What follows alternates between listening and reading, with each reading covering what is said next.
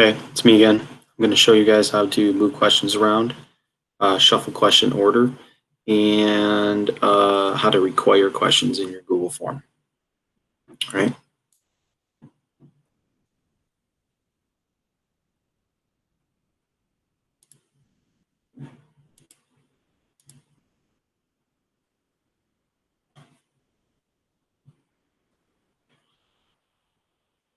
Okay, so this was the form I just created when we were playing with headings and titles. Right. So now I'm going to do something here. I'm going to move some questions. So if I want to move a question, right, say I want this question to be here, right? So all I have to do is see where when you hover over a question, it has this. You can move it down underneath. Or let's say I want to move this question all the way up here. And you can put stuff wherever you want. Okay, so moving questions around is pretty simple. All right. Let's say I want to shuffle the option order. So what does that mean? Okay, that means that I'm going to type in the answers this way.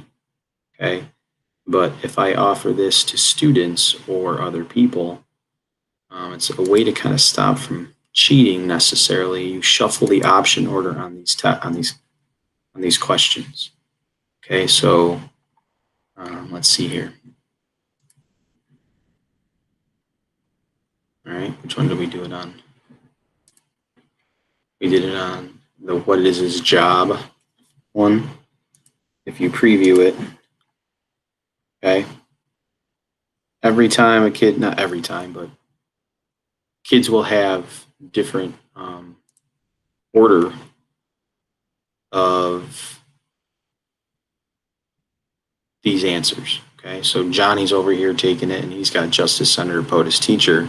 But Sally's over here, and she's got Senator, Justice, Teacher, POTUS. Okay, all it does is it just shuffles the option order. Okay, pretty simple. You can also shuffle the questions. So if I go to the settings, all right, and I make this a quiz.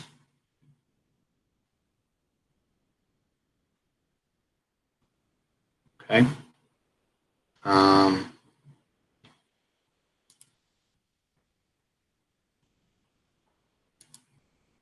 Right there in presentation, I can shuffle the question order. Okay. I think I can even do it without making it a quiz now that I think about it. Let's go presentation. Yeah, you can shuffle the question order, okay, without making it a quiz. It's under settings presentation, okay? So now, let's see what happens. Oh, there, let me do it.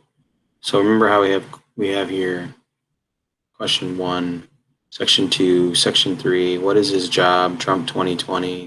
Who is this? Right now, depending if it doesn't matter if what order your questions come in. Okay. These may come differently for different people. I don't know if it's going to do it no, it's not going to change it when I preview it. But if I send it to you, if I send it to 10 different people, the orders of questions will be different.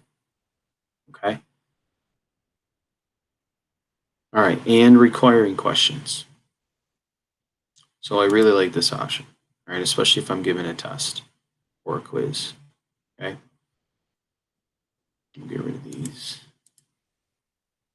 All right, the first question, I want it to be required. So I'm going to come down here.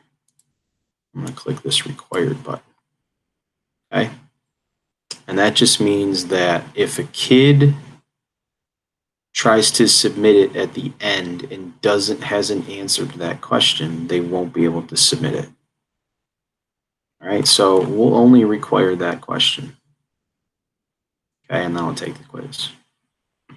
let's say, and you'll know that it's required because there'll be a red star next to it. Let's say I don't answer it. All right. He's POTUS. That's Trump. I tried to submit it. It's going to tell me that I can't. This is a required question. Okay, so if there's a long test or a long quiz and a kid skips a couple questions and you require them on your quiz or your test, right, they won't be able to submit them until they are done, until they've done this question. All right, so now I've done it, submit. Now it says response has been recorded. Okay, and that's just a simple button down here, required. All right, I know that when I make my quizzes, I usually make them all required, make all the questions required.